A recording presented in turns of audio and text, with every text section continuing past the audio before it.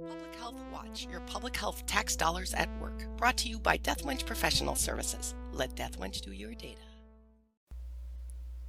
This video describes the transition in the United States healthcare system from fee-for-service to managed care.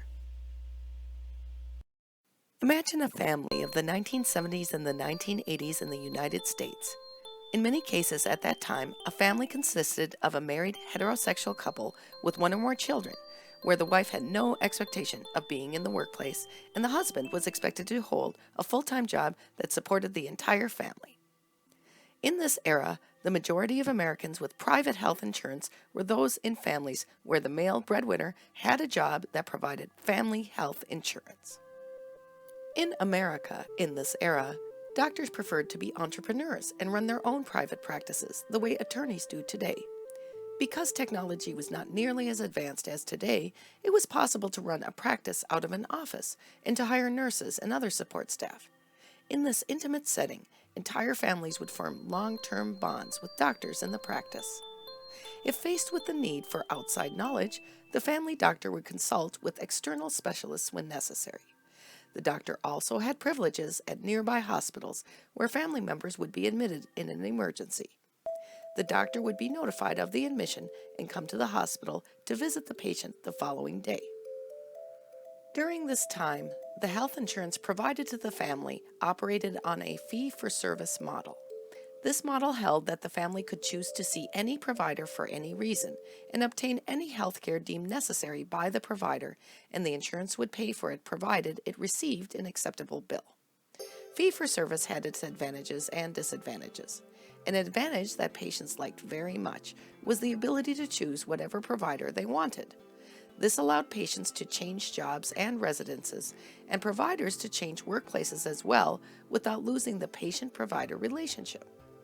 However, this latitude came with a serious disadvantage, which was that it was almost too easy for providers to overuse procedures to make money off of billing insurance to maintain the business model behind their private practices. It became tempting to offer extra tests and treatments to their patients and then bill insurance, as insurance would pay the bill without questioning the doctor's judgment. Many things had changed by now from the earlier era in healthcare and elsewhere in the United States. Now, more single-parent and blended families emerged in America as a result of divorces, which became more prominent during this era. At the same time, it became expected that women participate equally in the workplace, although even currently, studies show that women in America are paid less than men of equal education and experience doing the same job. Also, with women in the workplace, families often had choices between health plans offered by the wife's workplace versus the one offered by the husband's. With the rise of the internet and related technology, the ability for doctors to compete in private practice became severely challenged. Most could not make the business model work and either merged their private practices with larger organizations or went out of private practice and started working for a health system. With these shifts in providers, many patients lost their lifelong provider. New patient-provider relationships had to be developed, but now patients could not choose any provider they wanted, as they could under fee-for-service. Now, with these larger systems of providers trying to make money, fee-for-service seemed very wasteful. The larger systems had an incentive to minimize costs and maximize what patients and insurances paid in bills.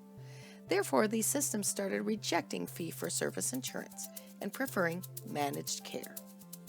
In managed care, to use their insurance benefits, patients have to choose a provider who is listed on their managed care plan. This is because providers and managed care organizations make a contract beforehand for what the provider will provide and what the organization will pay. This contracting step was missing from fee-for-service. With this contract in place, providers already know how much money they will make if they serve a patient. The disadvantage of managed care is that it can compromise the patient-provider relationship. The advantage is supposed to be that costs and healthcare use are controlled, which was not the case under fee-for-service. However, given the current dominance of the managed care subsystem in the U.S., measured against the growing national health care costs. It appears that this shift from fee-for-service to managed care did not succeed in controlling costs and managing utilization of health care. In fact, in some cases, healthcare organizations simply review their contracts with managed care, and they try to overuse procedures that provide them a high contracted reimbursement rate. Public Health Watch, your public health tax dollars at work. Brought to you by Death Wench Professional Services. Let Death Wench do your data.